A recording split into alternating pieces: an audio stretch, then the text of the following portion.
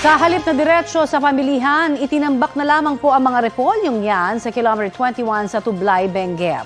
Ang mga magsasaka kasi nadismaya sa napakababang wholesale price sa Benguet Agri-Pinoy Trading Center. Ang isang truck po ng labanos naman, ibabalik sana sa atok dahil walang gustong bumili. Kaya habang nasa daan, libre na lamang po itong ipinamigay. Sa huling monitoring ng Benguet Agri-Pinoy Trading Center, naglalaro sa 3 hanggang 15 pesos ang presyo kada kilo ng repolyo, depende po yan sa klase. 5 hanggang 18 pesos naman ang wholesale price ng labanos. Ayon sa alkalde ng La Trinidad, wala naman silang na-monitor na oversupply ng gulay sa probinsya. Mababa lamang daw talaga ang kuha ng mga buyer mula sa Maynila at sa iba pang lugar. Kapuso, para sa mga maiinit na balita, mag-subscribe sa GMA Integrated News sa YouTube. Sa mga kapuso naman abroad, subaybayan nyo kami sa GMA Pinoy TV at sa www.gmanews.tv.